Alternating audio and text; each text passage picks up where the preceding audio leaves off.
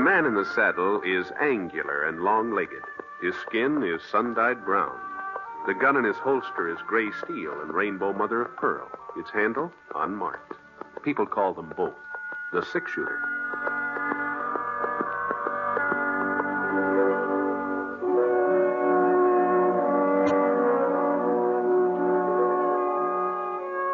James Stewart as the six-shooter, a transcribed series of radio dramas based on the life of Britt Ponset, the Texas plainsman who wandered through the Western Territories, leaving behind a trail of still-remembered legends.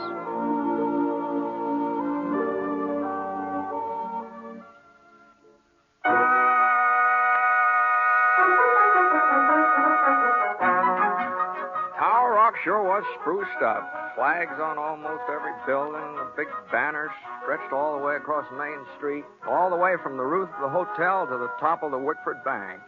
Franklin County Fair, that's what it said. Prizes, rodeo, free barbecue, Saturday, August 20th, come one, come all.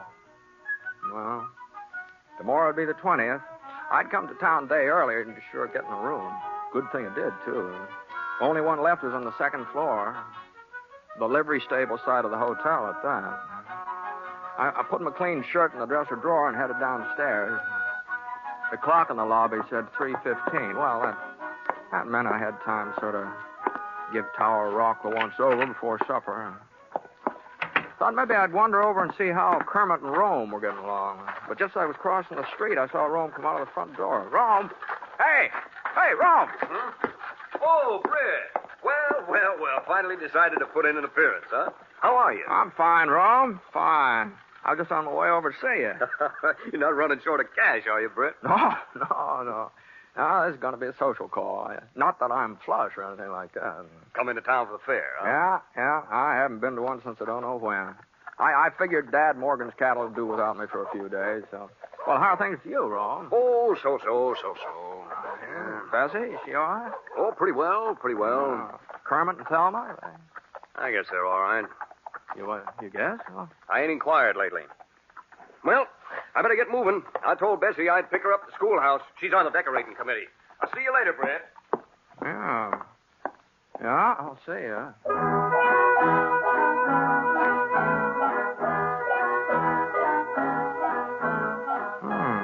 I sure couldn't figure out what was the matter with Rome.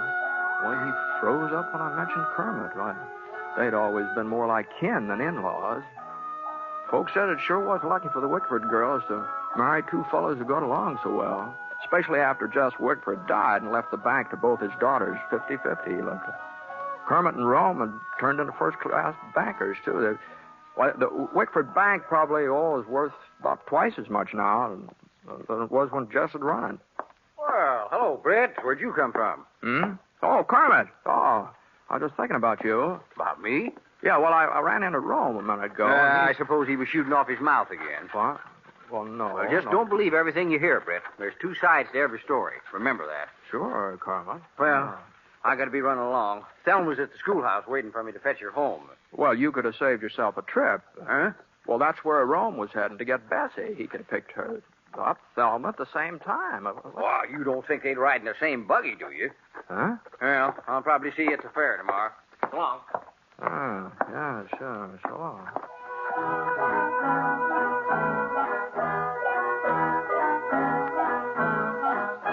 Well, there just wasn't any doubt about it. There's something that happened between the Binghams and the Madden, that's all. There must have been something pretty serious, too, the way Kermit and Rome had been acting. And knowing Thelma and Bessie like I did, I sure was glad I wasn't involved in that. But they were real firm women, Thelma and Bessie. Yeah, always had been, ever since they were girls. I couldn't help wondering just what had set them off. Not that it was any of my business, of course, but Otis Spear did know. Yeah, being the justice of the peace and the local undertaker, he knew almost everything that went on in Foster County. You ain't never seen nothing like it, Britt, the way they've been behaving. Why, they even spoke to each other for the past 2 months. You don't say. Take turns going to church. One Sunday the Binghams attend services, next Sunday the Matterns, just so Thelma and Bessie won't meet up. Well, that's the darn... I can't believe it. Well, that ain't the half, Britt, not the half. You remember the Social 16? You know them couples who always got together and played whist on Friday nights? Yeah? Well, it ain't the Social 16 no more. The Binghams pulled out, and the McDaniels and Johnsons and the Potters, they left at the same time. We got 2 social eights now. You mean this foolishness has gone beyond Thelma and Bessie? Other folks are taking sides, too? Well, see, they are. The whole town split right down the middle. Well, I never heard of such a thing. Well, how did it start, anyway? Well, last May, that was the beginning.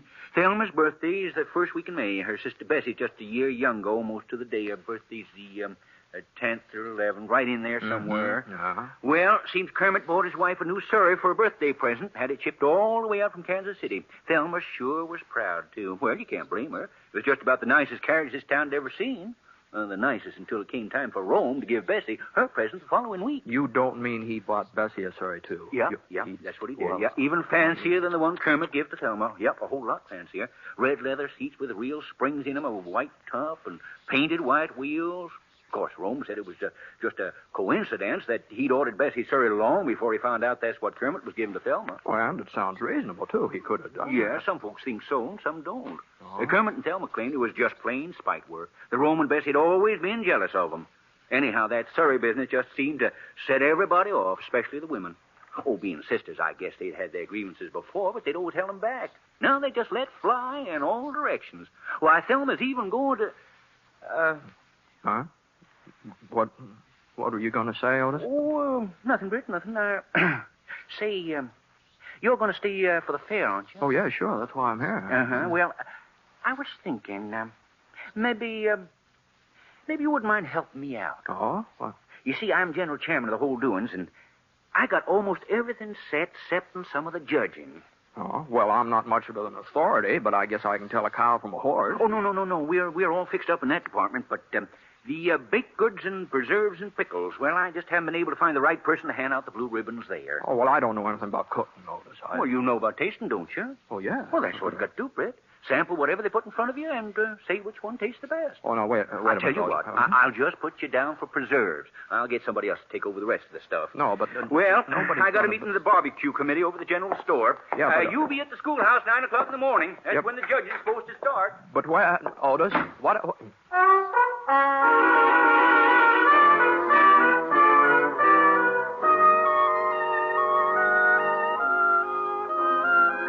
Where's the idea of me giving out blue ribbons for preserves?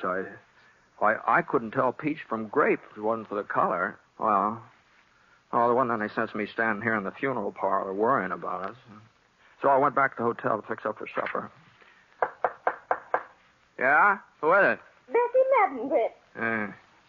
Well, just a second. Well, won't you come in, Bessie? Well, thanks. Hey. Well, you're looking well. Oh, so are you, Britt. So are you. My goodness, I don't think I've ever seen you look better. No, now, Bessie. Well, now, what I come by for was to pick you up and take you over to our house for supper. Oh. You don't have no other plans, do you? No. I was just going to eat here at the hotel. Oh, you don't think we'd let you eat at the hotel, Britt? Why, you're one of our closest friends, always have been. Well, I don't know why Rome didn't invite you when you met up this afternoon. Guess he just took it for granted that you'd know I'd be expecting you. We're having fried chicken, hot biscuits, some of my strawberry preserves. Oh, you do like chicken, don't you, Britt? Oh, sure. Well, what are we waiting for? I've got my Surrey outside. Now, be glad. Well, excuse me, Bessie. Of course, Britt, of course. Britt! Well, I just heard that you were in Tower Rock, and I wanted to tell you Kermit and I are expecting you for supper. Now, I won't take no for nothing. Oh, I thought you were alone. Didn't mean to interrupt anything. You're a little late, Thelma. Britt's having supper with Rome and me. Might have expected you'd pull a stunt like this, Bessie Madden. Trying to bribe him, huh? Bribe ladies. And I suppose you didn't ask him to supper yourself? This is one time you can't lie out of it, Thelma. I heard you with my own voice. There's no reason I shouldn't ask him. Britt's a friend of mine. A friend of yours? You've never put yourself out for him before, not once in your whole life. Bessie. And since when were you so interested in his welfare? Thelma. The minute you found out he was going to be judging the preserves tomorrow, that's when. Preserves? As if I had any cause to try and influence him. My strawberry preserves have won first prize at every county fair for the last 10 years. Yes, But I've never entered against you before. I let you win. But this time it's going to be different. You're just making a fool of yourself, Thelma. You couldn't cook up a strawberry preserve if your life depended on it. I've got Mama's recipe, too, and don't you forget it. Now, hold and on. all Beth, I have now, hold on. Now, is- just hold on here now.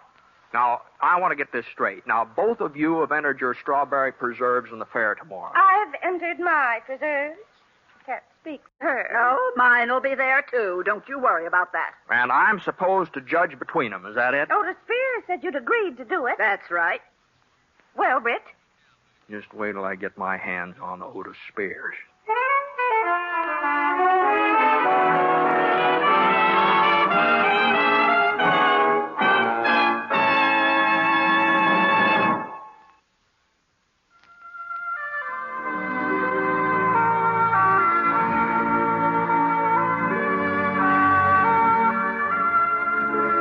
Now, Act 2 of The Six Shooter, starring James Stewart as Britt Ponset.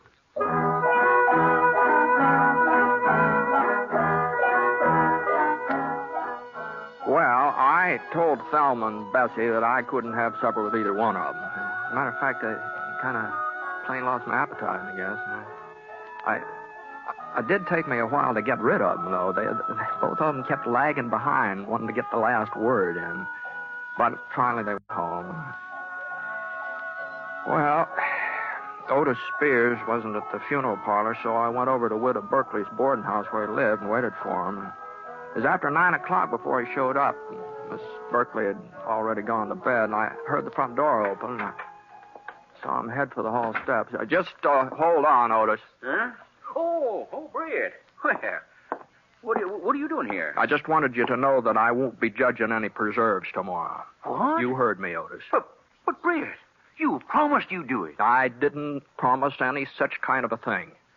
And I don't appreciate your trying to get me in the middle of this feud between Thelma Bingham and Bessie Madden either. Oh, you found out, huh? I sure did.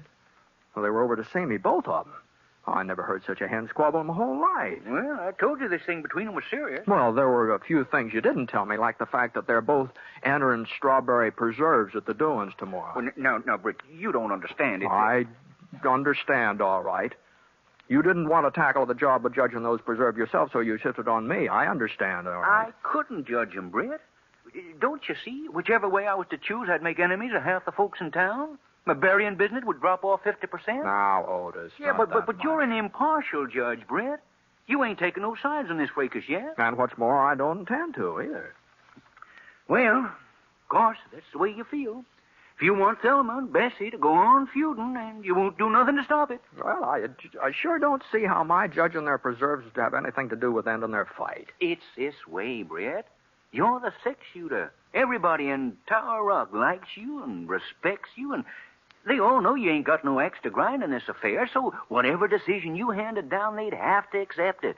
Both Thelma and Bessie. Oh, maybe they would, maybe they wouldn't. Oh, they would, all right. Now, what I'm getting at is this, Britt. Folks have forgotten about the two Surreys by now. The argument's going way past that. And these here preserves have just about become the crux of the matter. You see, Bessie's always been known for making the best strawberry preserves in the whole county. They're her chief claim to fame, you might say. Why, she's even took blue ribbons at the state fair. Oh, that's so. And nobody's even thought of entering against her, not for years and years. Not until this year. Yeah, that's right. Uh-huh. Now, if Thelma's preserve should be judged better than Bessie's, well, that'll mean Thelma's beat her on her own ground. Bessie wouldn't have a leg to stand on. She'd just have to admit that Thelma won out, and that might settle the trouble between them. Uh-huh. You think that'd be best, Otis, for Thelma's preserves to win? Well, not necessarily. You see, if Bessie should take the blue ribbon again, well, that'll sort of show everybody that she's still top dog. In the preserve line, anyway. And folks who've been supporting Thelma might swing over to Bessie's side.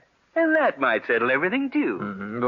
The way you've got it figured out, it wouldn't matter who wins. Either way, the fight would be over, is that it? That's right. That's it, exactly. Well... Of course, What? it's possible that Thelma's taking first prize might just make Bessie madder than ever and sort of add fuel to the fire. And it's possible that if Bessie was to win again, well, vice versa. Vice versa, yeah. I'd say it's more than possible. I'd say it's likely. Oh, now, Britt, you mustn't look on the dark side. I'm absolutely certain that if you make the right decision tomorrow, you'll end this whole thing once and for all. Thelma and Bessie will go back to being fond of each other, and Tower Rock can have a little peace and quiet for change. I see. And just what is the right decision, Otis? Why, that's easy, Britt. It is, Well, sure. All you have to do is give the blue ribbon to whichever one made the best tasting preserves. You don't think we're running a crooked county fair, do you?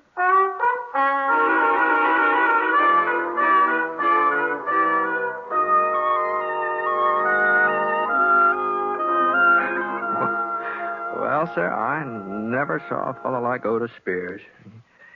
He could talk circles around a Philadelphia lawyer. Well, finally, I saw that if I was going to get any sleep at all that night, I'd just have to give in. But I made up my mind to one thing. I wasn't going to have Thelma or Bessie turning on me, either one of them. I was going to say that their preserves tasted exactly the same and call it a tie. And that way there wouldn't be any harm done, and I'd be leaving things just the way I found them. Of course, I didn't tell Otis what I was planning to do or anything. I just promised that I'd meet him at the schoolhouse in the morning. Good. I knew you'd come around, Britt. When you saw how much I needed you, I knew you couldn't let me down. Well, Otis... I'll walk you to the door. Never mind. I'll find my way out. Night. Night, Britt. See you tomorrow. Yeah. Oh, say... Uh-huh. There was one thing I forgot to tell you. It sort of slipped my mind. Oh, what's that? Well, in case you have any trouble deciding as to whose preserves are the best, well, there couldn't be a tie. There couldn't be. Why not? Oh, could call it a tie, but that would still mean that Thelma had won. How's that? Well, don't you see, Brett? If Thelma's strawberry preserves are just as good as Bessie's, well, folks would think that Thelma had been letting her sister win all these years by not contesting with her before. No, a tie would be the same as giving the prize to Thelma. You do see that, don't you? Yes. Sure. Oh, well, so long. So long, Britt. And may the best woman win.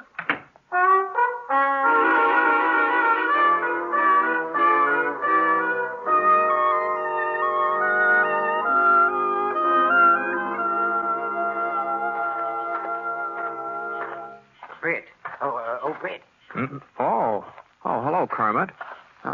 You're up pretty late, aren't you? Yeah, I've been looking for you. For me? Oh. Yeah, well, Britt, I think this quarrel between Thelma and Bessie and between Rome and me and all the rest of it, well, I think it's gone entirely too far. You do? Well, I'm glad to hear you say so. But if Bessie and Rome won't come to their senses, well, they've just got to be taught a lesson.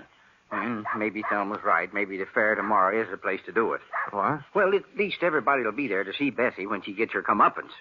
That is, if Thelma's strawberry preserves... Well, what I'm getting at is this. Now, Thelma's just got to win, Britt. If she don't, my life will just be miserable. And Thelma's got a real knack for making me miserable.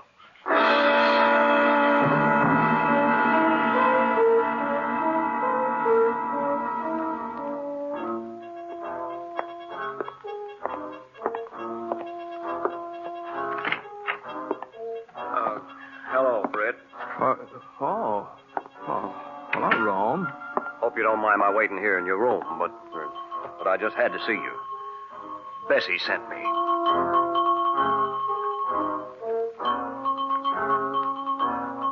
Well, it was the same thing over again from Rome, except that he was a little more forceful than Kermit.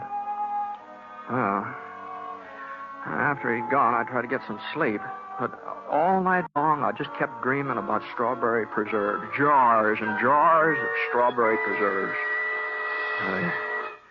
Anyway, I finally woke up. It was after 7 o'clock, nearly 3 hours after my usual getting up time. Somehow I didn't feel very rested either. I got dressed and I stopped off at Gravy Gibson's Cafe for some breakfast. Not that I could eat very much. Then I started off in the direction of the schoolhouse. And the judging was already underway when I got there. And second prize goes to Mrs. Hal Spidle for her devil's food cake. Honorable mention to Mrs. Johnny Seals for her chocolate lair. Honorable mention to Miss Addie Simpson for her sponge. Now, let's see, the next item is Oh, yes.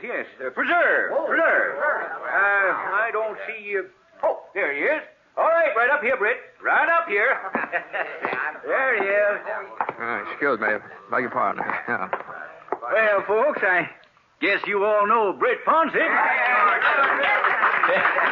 Well, Britt has been kind enough to volunteer his services in judging the preserve. Now, let's see, I believe there are, only 2 entries. Well, yeah, that's right, 2. They're both strawberry. Yeah, quite a coincidence. Yes. Well, the first entry is submitted by Mrs. Bessie Madden. Bessie Madden. And the second entry comes from Mrs. Thelma Bingham. Yes, sister. Now, I'll just unscrew the caps on these jars. Hey, goodness gracious. Miss Madden doesn't know her own... there we are. You can just use a spoon there on the table, Britt. It's clean. All right, if you're ready. Here's the first jar. Mrs. Bessie Madden. Thanks, Otis. Britt, be careful. Oh, golly, I don't know how that happened, Otis. I thought I had a good, firm grip on it. I sure am sorry. I'll bet you will. Well, folks, seems we had a little accident up here. Mrs. Madden's preserves are kind of divided between the floor and Britt's trousers. I just don't know what we can do under the circumstances. Looks like, we'll have to rule that there's only one entry available for tasting. You just rule no such thing, Otis Spears. I've got another jar of my preserves right out in the hall. Oh, another jar? Bring them along, figuring there might be a slip-up somewhere. I'll be right back. Well, that was sure far-sighted of Bessie, wasn't it, folks? Well, while we're waiting, Britt can go ahead and taste Mrs. Bingham's jar. Here you are, Britt. I'll hold it for you. Just spoon right in. Well,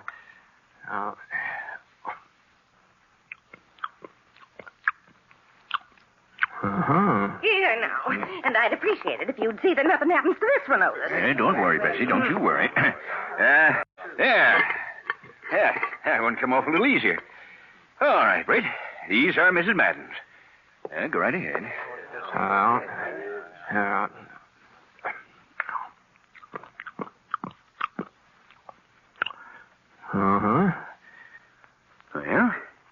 you had enough? Yeah. I've had enough. All right, folks, all right. Quiet down. Britt Ponset is ready to announce his decision. Well, it's my opinion that I want to be sure of one thing first. Now, I understand that my job is to say whose preserves taste the best. Is that right? I'm supposed to pick the best tasting strawberry preserves in the whole county. Is that right, Otis? That's right, Britt. That's right. Yeah. All right, then. Now, these preserves of Mrs. Madden's, they're very good. Now, you might say they're excellent. But I've had better. Now, there's no doubt about it. I've tasted better. And right here this morning, too. Right here in Tower Rock. Now, Mrs. Bingham's preserves here, now, they're good. No, they're more than good. They're excellent, too. But they're not the best. Now, ladies and gentlemen, to me, the best tasting strawberry preserves in Foster County are the ones I ate this morning at Gravy Gibson's lunchroom. No, I'm awarding the blue ribbon to Gravy Gibson. You see that he gets it, will you, Otis? Wait, you can't do this, Britt. Gravy Gibson wasn't even entered. No, you told me you wanted me to pick the best tasting preserves in the county, and that's what I've done. Why, the very idea, comparing our preserves to the kind of thing Gravy Gibson serves us. It's an outrage. I've never been so insulted in all my whole life. Now, you see here, Britt If you think you can get away with Why, this... for 10 years, Bessie's preserves have been winning blue ribbons. And Thelma used the same recipe I did, our mother's recipe, and nobody's ever had a finer recipe for strawberry preserves than Minnie Whitford. That's right. Now, just a minute. Don't you just a minute us. No, sir. Why, half the time you can't even eat Gravy Gibson's food. Why, everybody knows that. Of course. Well, this is the last county fair I'm ever going to enter Otis Spear. And that goes for me, too. Bessie, come on, let's get out of here. The sooner, the better. Well, don't just stand there, Kermit. Can't you see we're leaving? Yes, dear, yes. Rome, come on. Yes, Bessie. Why, did you see that, Brett? They went off together. All four of them. Together. Yeah. That's how it looked, all right. Oh, if that don't beat the Dutch. You got 'em so mad at you, they all went off together. I might have known you was up to something. Well, I don't know what you're talking about, Otis. I was just giving my considered opinion about strawberry preserves.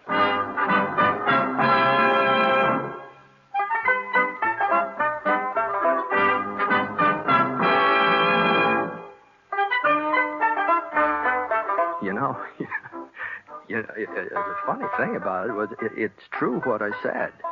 The preserves I'd had and my breakfast toast over Gravy Gibson's did taste better than Thelma's or Bessie's. Of course, the fact of the matter was, I really couldn't taste their preserves at all. I just burned the daylights out of my tongue drinking Gravy's coffee. Oh, couldn't taste a thing afterwards. Boy, that was miserable coffee if I ever... The Gravy sure is a terrible cook.